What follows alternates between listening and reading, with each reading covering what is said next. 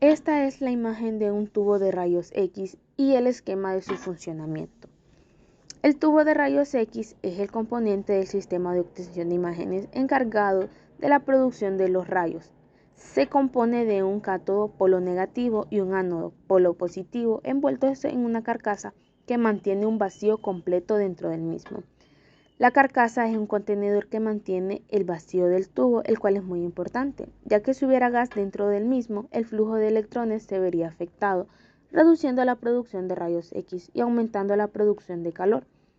La carcasa de vidrio está hecha de Pyrex para poder soportar las altas temperaturas que se forman en la producción de los rayos. Una mejora en el diseño del tubo incorpora metal como parte o como todo el material de la carcasa. La carcasa presenta una ventana de unos 5 centímetros cuadrados muy delgada por donde sale el haz útil de la radiación. Como consecuencia de su envejecimiento, con el uso múltiple del tubo, el tungsteno del filamento se vaporiza y parte de este se adhiere en las paredes de la carcasa, mejorando el funcionamiento y dando a la ampolla de vidrio un color amarillento.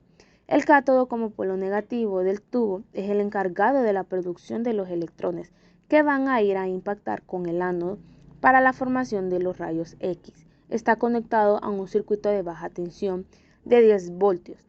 Presenta dos partes principales, el filamento y la copa focalizadora. El filamento es un arrollamiento metálico de unos 2 milímetros de diámetro por 1 o 2 centímetros de largo. Generalmente son fabricados con tungsteno, conocido también por el nombre químico wolframio, al que se le agrega 1 o 2% de torio para incrementar la eficiencia termoiónica, prolongando así la vida del tubo. Al pasar una corriente eléctrica se calienta y a partir de los 2200 grados emite electrones de sus capas externas por efecto termoiónico. Como su punto de fusión es muy alto, de unos 3410 grados centígrados, es poco probable que se queme como el filamento de una bombilla, ni que se vaporice fácilmente. La copa focalizadora, también conocida como colimador del foco, es una pieza habitualmente de níquel, en donde se incrusta el filamento o los filamentos en los tubos dual, debido a que los electrones son eléctricamente tienden a disiparse la copa focalizadora cargada negativamente. Confina el haz de electrones hacia el punto focal del ánodo. El ánodo es el electrodo positivo del tubo, lugar donde chocan los electrones emitidos por el cátodo, produciendo gran cantidad de calor y rayos X. Hay dos tipos de ánodos. Los ánodos fijos, habitualmente utilizados en equipos portátiles, equipos de radiología dental, y otros donde se requieren valores de corriente y tensión bajos. Los ánodos móviles, utilizados más habitualmente en los equipos diagnósticos, y otros en donde las corrientes y tensiones necesarias son mayores. Estos tubos son capaces de producir rayos X de alta intensidad en corto tiempo. El ánodo está constituido por dos elementos principales: el foco térmico, superficie donde chocan y se frenan los electrones produciendo rayos X y calor, y el soporte del foco. En los ánodos fijos, el foco térmico o blando es una aleación de tungsteno incrustada en un cilindro de cobre que hace de soporte en un ánodo rotatorio. El soporte del foco es un complejo sistema de disco y rotor. El disco es fabricado de molibdeno y grafito, que lo hace fácil de rotar. El foco térmico o blanco es una pista anular de tungsteno y renio incrustada en el disco. El blanco real de un estacionario de 2 por 4 milímetros es de 8 milímetros cuadrados. El blanco real en un tubo de ánodo rotatorio es una pista cuya superficie es L por 2 pi por radio, donde L es la anchura de la pista. Si una pista tiene 8 milímetros de altura y un radio de 50 milímetros, la superficie total sería de 2512 milímetros cuadrados. El ánodo rotatorio permite a las de electrones interactuar con un área del blanco mucho mayor, y por lo tanto el calor del ánodo no se confina en un solo punto, como en el ánodo estacionario.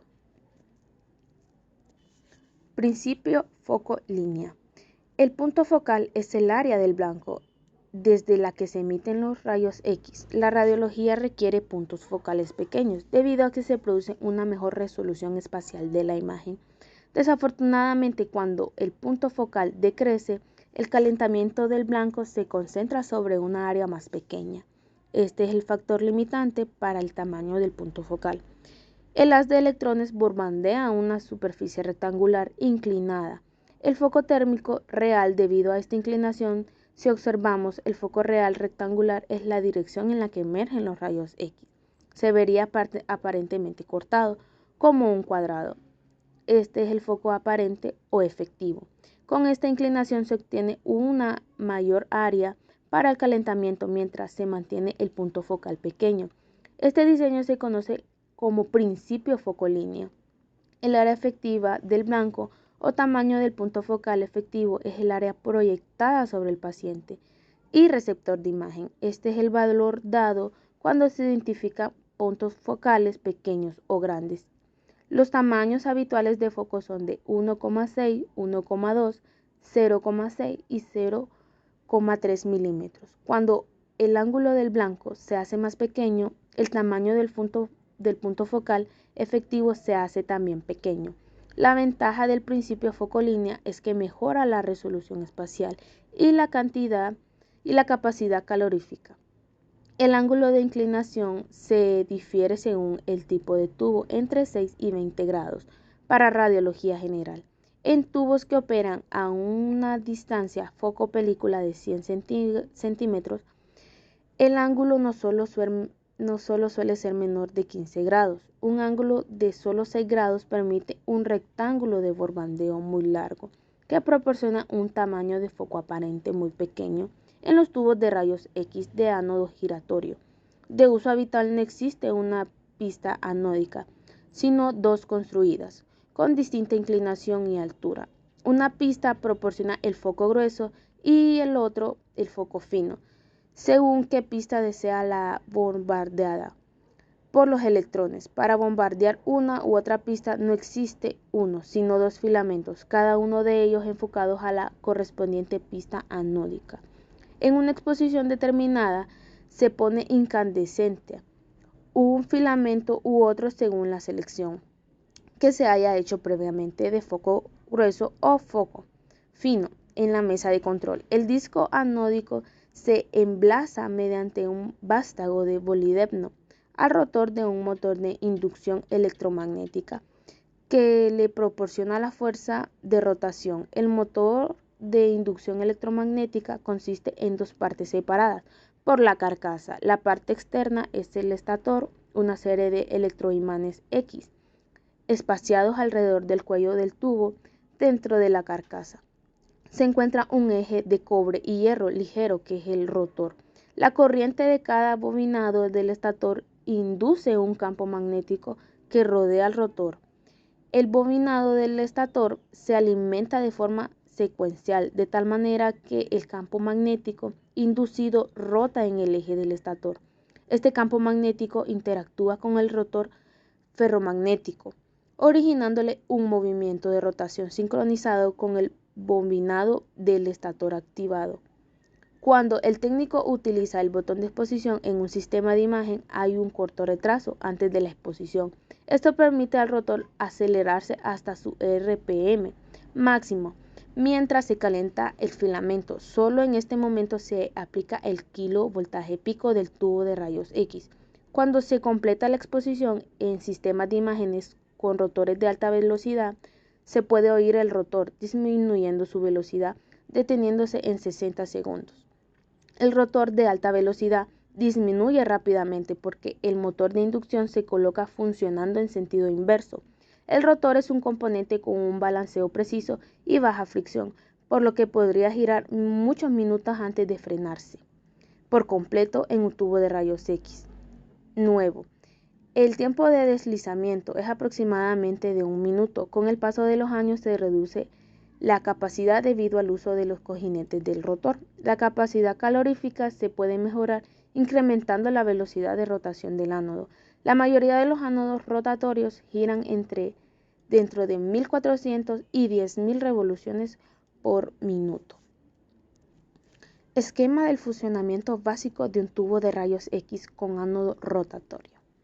Se conecta el circuito de bajo voltaje del disco, gira hasta alcanzar su máxima velocidad. El filamento se pone incandescente y emite electrones por termomisión termoiónico. Se conecta el circuito de alto voltaje, el cátodo repele los electrones y el ánodo los atrae, por lo que los electrones son fuertemente acelerados por la diferencia de potencial. Los electrones chocan contra el ánodo y al ser frenado bruscamente, la energía cinética que se transforma al 99% en calor y 1% de rayos X. El tubo de rayos X se coloca dentro de un revestimiento protector o coraza, debido a que la producción de los rayos X es la forma isotrópica. La coraza solo permite la salida de los rayos X a través de una ventana y absorbe los rayos X innecesarios para la formación de la imagen. Los rayos X que salen por la ventana se denominan haz útiles y aquellos que escapan de la coraza por fuera de la ventana forman la radiación de fuga. Este revestimiento en algunos equipos tiene aceite que rodea el tubo, el cual actúa como aislante y como amortiguador térmico. Este revestimiento también da un sustento mecánico al tubo, evita descargas eléctricas y protege al tubo de daños externos.